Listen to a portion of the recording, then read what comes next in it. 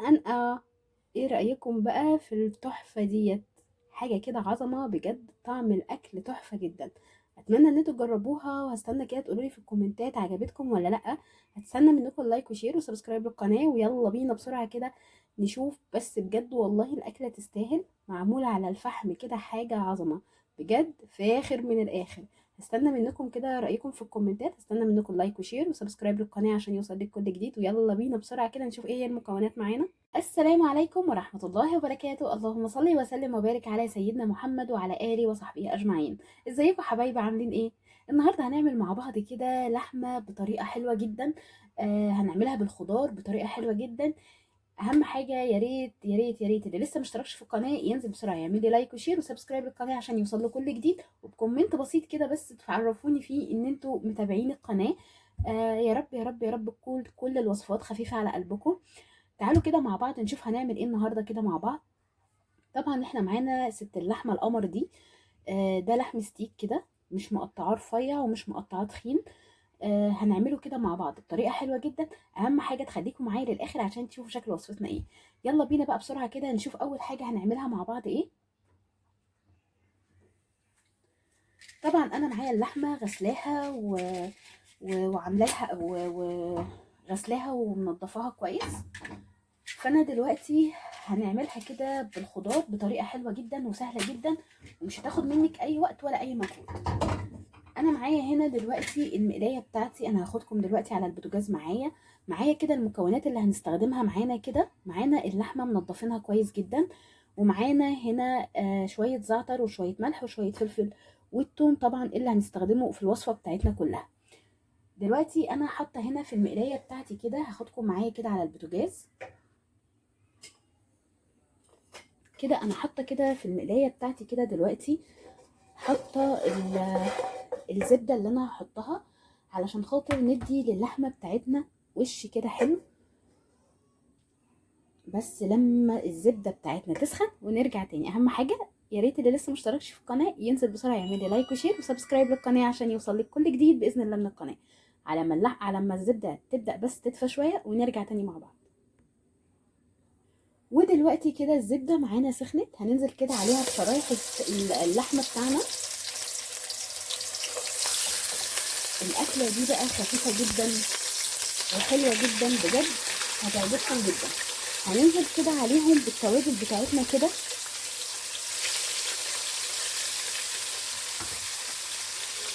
وهنجيب فصين من الثوم اللي احنا هنستخدمهم علشان اللحمه بتاعتنا تبقى واخده لون كده وريحه من الثوم والحاجه اللي احنا هنستخدمها. هقطع الثوم كده شرايح كده معاكم.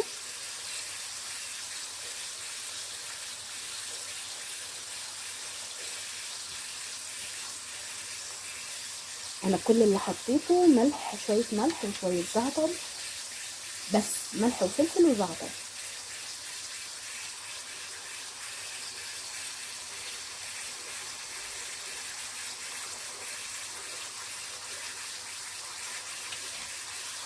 هنسيبها كده تتشوح كده من على الجنبين كده، من على الوشين كده، ونرجع تاني نشوف باقي الوصفه بتاعتنا هنكملها ازاي. اهم حاجه يا ريت اللي لسه مشتركش في القناه ينزل بسرعه يعمل لي لايك وشير وسبسكرايب للقناه عشان يوصل له كل جديد باذن الله من القناه. هنسيبها كده تتشوح كده مع بعض شويه. طبعا احنا حطينا لها كده شويه توم وشويه ملح وفلفل وحبه زعتر صغيرين خالص. هيتشوحوا على الناحيتين ونرجع تاني مع بعض. ودلوقتي يا حبايبي احنا خلاص كده طلعنا اللحمه معانا اهي كده، طلعناها كده معانا. هنبدأ بقى كده نشوح الجزر بتاعنا او الخضار بتاعنا زي ما نحب.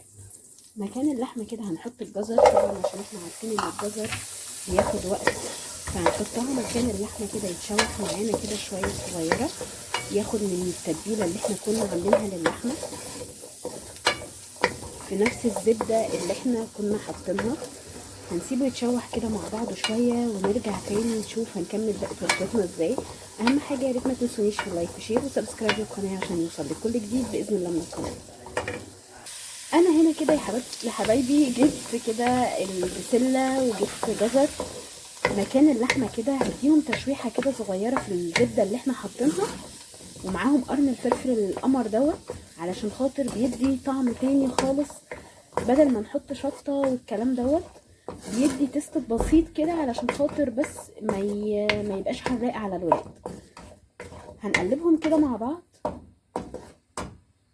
هنخليهم كده ياخدوا تشويحه بسيطه كده في الخضار كله، ونرجع تاني نشوف هنكمل باقي وصفتنا ازاي. يا ريت تخليكم معايا للاخر علشان تشوفوا شكل الوصفه بتاعتنا في الاخر ازاي.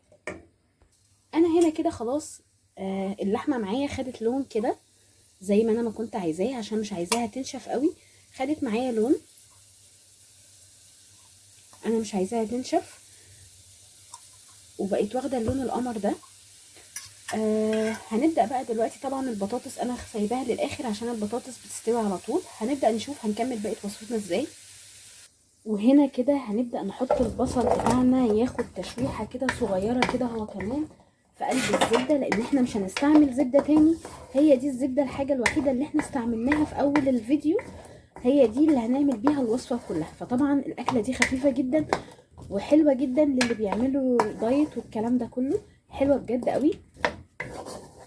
هندي بس البطاطس بتاعتنا كده تشويحه خفيفه خالص كده في وسط مكان الزبده بتاعتنا، علشان خاطر مش هنحط زبده تاني.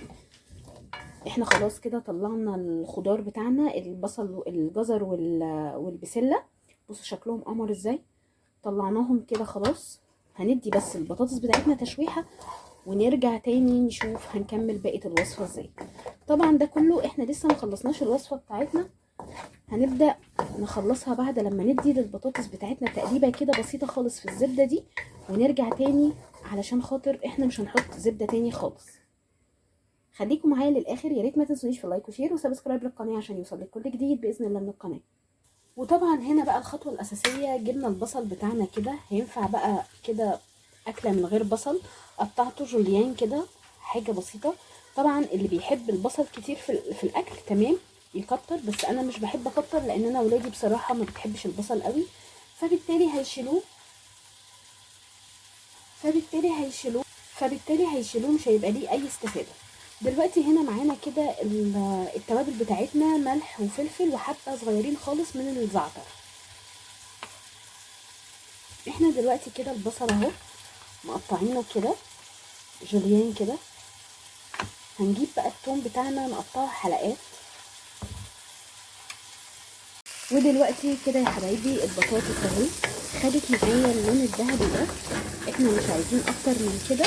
كده هي كمان شربت من الزبده بتاعتها، هي كمان كده شربت من الزبده بتاعت الاكله بتاعتنا، علشان خاطر زي ما قلنا كده الاكله دي خفيفه جدا ومش هنحط اي حاجه تاني. شربت من التوابل كلها اللي احنا حطيناها كده. بصوا خدت اللون القمر ده. هنسيبها شويه ونشوف بقيه وصفتنا ازاي. دلوقتي كده احنا بنقطع الثوم كده حلقات كده مع البصل الجوليان ده.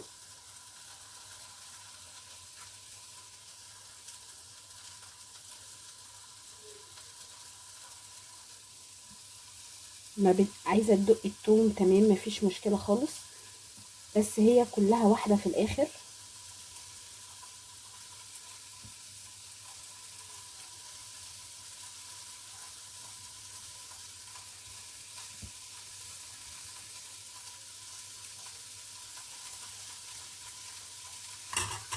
هنركن كده ده، وهنجيب التوابل بتاعتنا اللي هي الرز، الزعتر والفلفل والملح، ونحط معاهم شويه صويا صوص.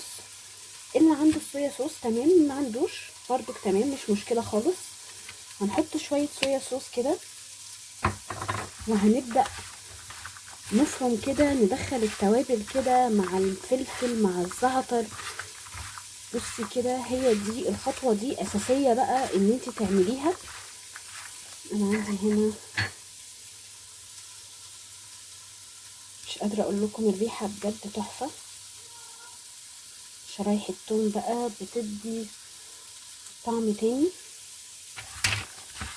بس بجد شرايح الثوم لما بتعمليها شرايح كده بتدي للاكل حاجه تانية غير الفرم بتاعها.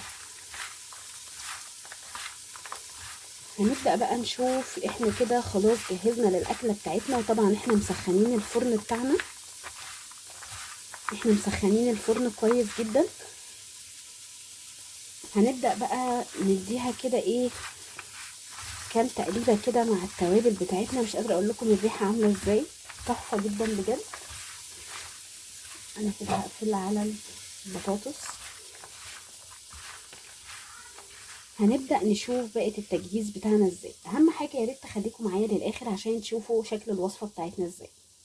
انا كده جبت الصينية بتاعتي اللي هسوي فيها الخضار بتاعي وفرشتها كده بالفويل. هنحط معاها كده ورق الزبدة ده،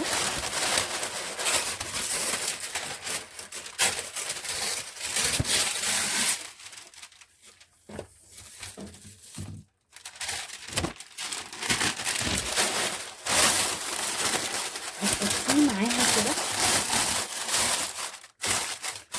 وهنبدأ بقى نرص الحاجة بتاعتنا حاجة حاجة.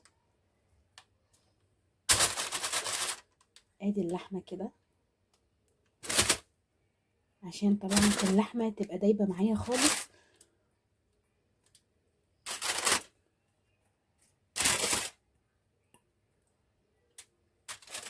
وطبعا شوية الصوص ده. وهننزل الخضار بتاعنا ده عشان ده بياخد سوا عن البطاطس.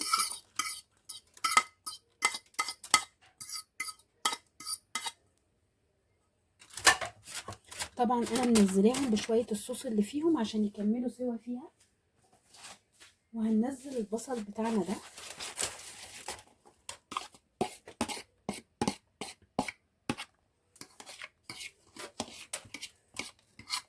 الاكله دي بجد عايزه اقول لكم ان هي خفيفه جدا وحلوه جدا.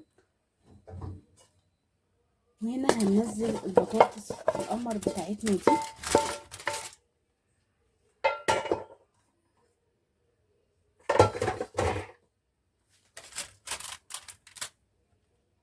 كده خلاص كل حاجه واخده من الزبده بتاعتها. وهنقفل عليها كده. طبعا انا حطيت الورق الزبده ده لان الورق الفويل ده غلط لتسويه الاكل جواه. لما بنغطي بيه الاكل مش مشكله، انما لما نسوي الاكل فيه جواه غلط. وهنا طبعا احنا حاطين كل التوابل بتاعتنا عشان الطعم بقى القمر. هندي واحدة مرق الدجاج كده نفرمها كده عليها من فوق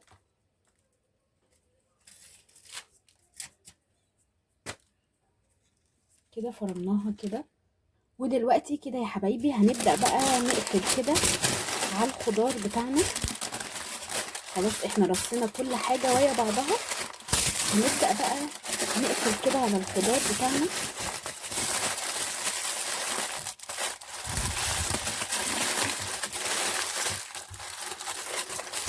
نغطياه كده كله بورق الزبدة الأول كده. هنبدأ بقى نقفل عليه. انا عايزة ان انا ابقى خمراه كده ويا بعضه كده علشان خاطر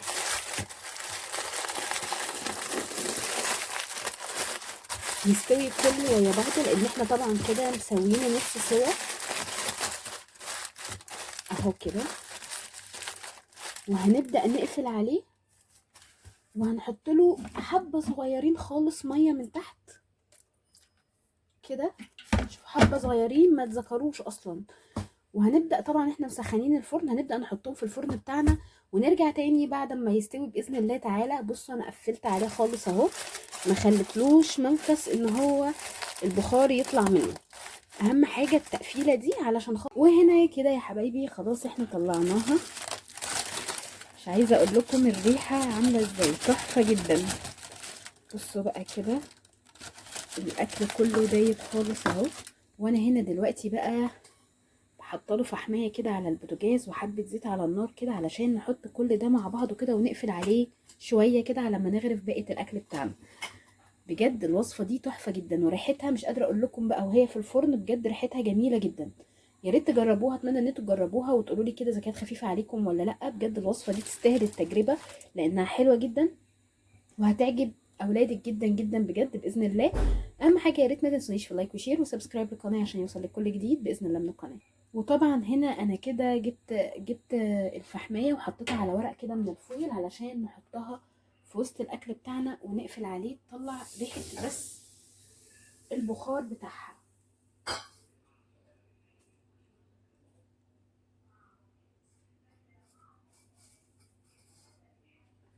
ثانية واحدة جاية لكم.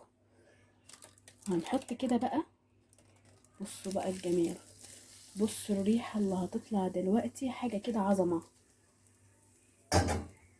هنقفل عليها بسرعة كده عشان تاخد من ريحة البخار. هنقفل عليها كده بسرعة وهنسيبها ونرجع تاني نشوف شكلها بعد لما تاخد ريحة البخار كده. خليكم معايا للآخر عشان تشوفوا باقي التصوير. ودلوقتي يا حبايبي ده كده شكل طبقنا في الاخر. بجد مش قادره اقول لكم ريحه الخضار بجد تحفه جدا تستاهل التجربه. اتمنى ان انتوا تجربوها وتقولوا لي كده في الكومنتات رايكم ايه، اذا كانت الوصفه عجبتكم ولا لا. بجد والله تحفه جدا، اتمنى ان انتوا تجربوها لاولادكم. هستنى منكم رايكم في الكومنتات، هستنى منكم لايك وشير وسبسكرايب للقناه عشان يوصلك كل جديد. والسلام عليكم ورحمه الله وبركاته.